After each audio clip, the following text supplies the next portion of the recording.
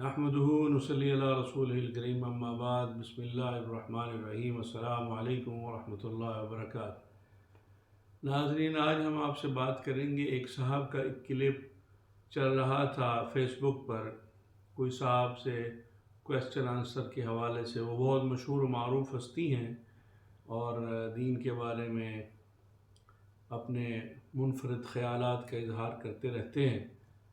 تو اس میں وہ تراویح کے بارے میں استہزائی انداز میں، گویا کہ مذاق اڑانے والے انداز میں بات کر رہے تھے کہ یہ گویا کہ ورزش کرواتے ہیں اور جلدی جلدی اٹھتے ہیں، بیٹھتے ہیں اور قرآن کو تیز پڑھتے ہیں۔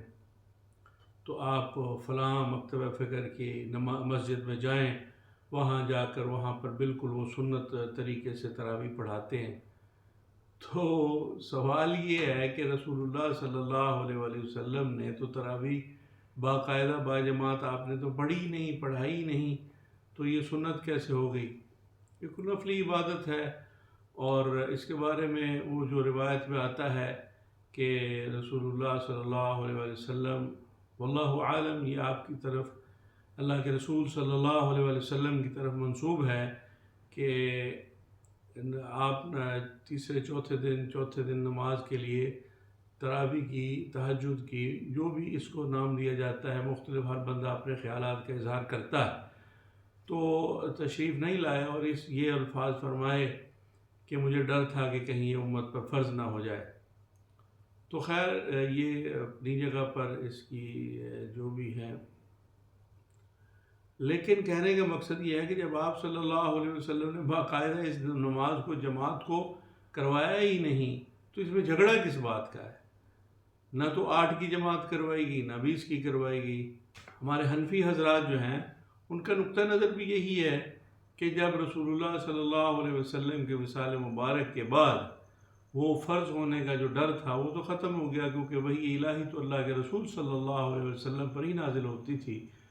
اس کے علاوہ آپ کے بعد تو کوئی بندہ یہ دعویٰ نہیں کر سکتا کہ مجھ پر وحی آئی ہے اور کوئی شریعت کا داعی ہو سکتا ہے۔ کسی قسم کا ایسا تو کوئی امکان ہی نہیں ہے، تصور ہی نہیں کیا جا سکتا۔ تو وہ معاملہ تو ختم ہو گیا۔ تو اب 8 پڑھو یا 20 پڑھو یا آرام سے پڑھو یا تیز پڑھو۔ اب اس میں ایک اور بات ہے، میں اکثر جو دیکھتا ہوں، کبھی نہ اتفاق ہو جائے کہیں کسی اپنی مسجد کے علاوہ جماعت کے ساتھ نماز پڑھنے کا، تو خاص طور پر ظہر کی نماز میں بھی حضرات جو ہیں وہ 10 منٹ لگا دیتے ہیں ظہر کی نماز، اور حیرت ہوتی ہے ان کی رویے پر علماء کرام کے کہ وہ ایک نماز جس میں نہ تو قرات کرنی ہے انہوں نے اونچی آواز میں، منہ میں قرات کرنی ہے، اور مقتدی نے، ہمارے حنفیہ کے نزدیک تو مقتدی نے چاہے سری نماز ہو یا جہری نماز ہو، اس نے تو قرات کرنی نہیں۔ تو ایسے ہاتھ باندھ کے کھڑا ہے اور علامہ صاحب جو ہے نا وہ آگے پتہ نہیں کیا پڑھ رہے ہیں کیا نہیں پڑھ رہے۔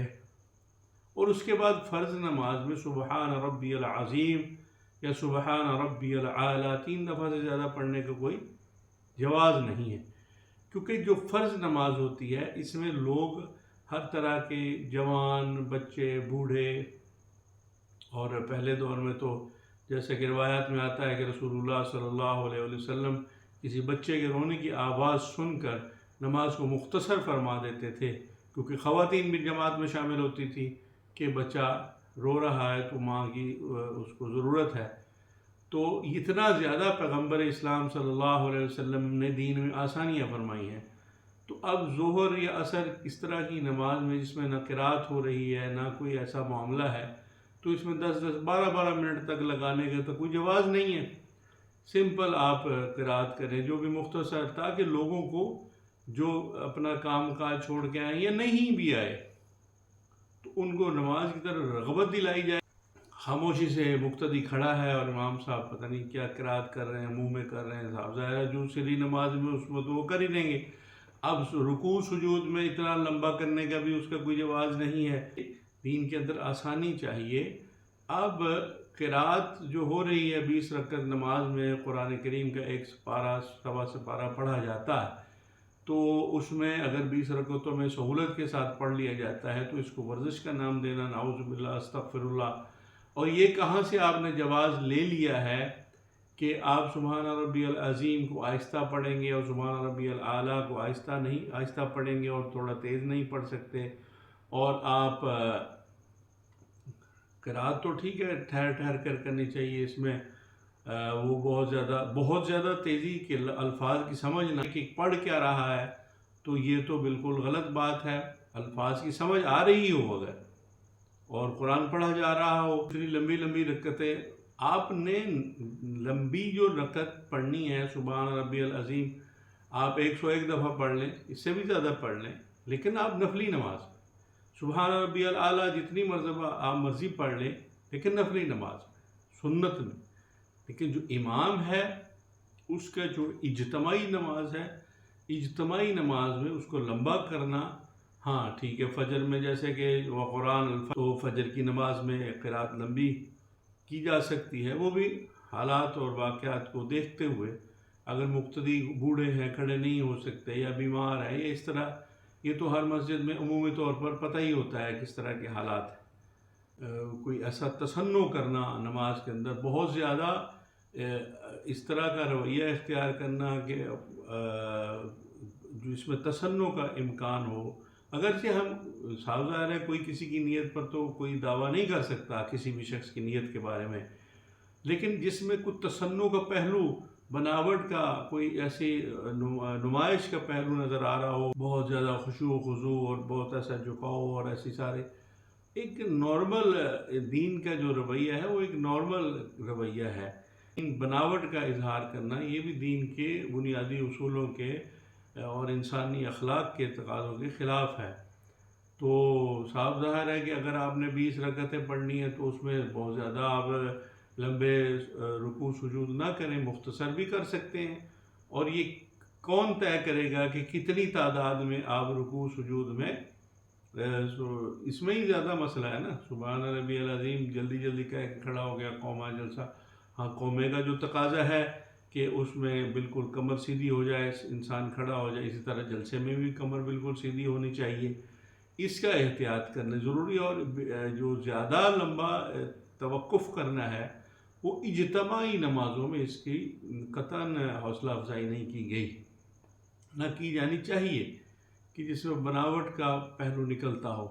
البتہ جو آپ انفرادی طور پر نماز پڑھتے ہیں، کوئی شخص چاہے تو 1 گھنٹہ قیام کر لے، 1 گھنٹہ رکوع کر لے، اپنی اس کی انفرادی نماز ہے. اسی طرح سجدہ جتنا مرضی لمبا کر لے، جتنی مرتبہ مرضی وہ یہ ساری تسبیحات پڑھ لے.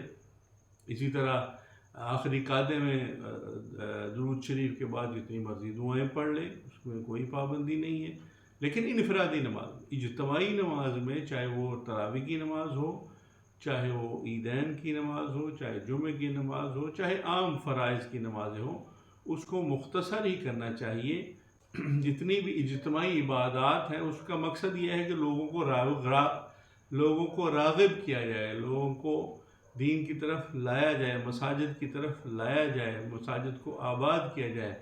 تو اس میں اگر ہم ان کو سہولت دیں گے کہ اجتماعی نماز میں انسان تسلی کے ساتھ، آسانی کے ساتھ ہو جائے گا، اس کو لگتا ہے کہ میں 5-4 منٹ میں اپنا فرض ادا کر کے آ جاؤں گا، اور اس کے بعد وقت ہے، اس کی سہولت ہے، اس کی مرضی ہے کہ وہ سنت نوافل جتنی مرضی لمبی پڑھتا رہے.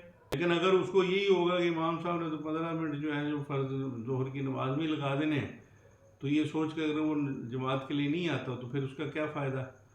تو دین کے معاملے میں، اور پھر اس کے بہت سارے اور وجوہات ہیں جن پر ہم بات جائیں گے تو پھر وہ لوگ ناراضگی کا اس میں پہلو نکل آتا ہے. دین کے اندر ایک تو میں نہیں ہے، اور اس میں ذاتی مسائل کو چیزوں کو مسئلہ بنا لینا اور اپنی پسند اور ناپسند کو لوگوں پر ٹھونسنے کی کوشش کرنا، یہ دین اس کی اجازت نہیں دیتا. دین سہولت کا نام ہے. یرید اللہ بکم الیسر ولا یرید بکم العسر. اللہ تعالیٰ تمہارے ساتھ آسانی چاہتا ہے، تنگی نہیں چاہتا. آپ کے جو ذاتی اعمال ہیں ان کو جتنا مرضی آپ لمبا کرتے رہیں.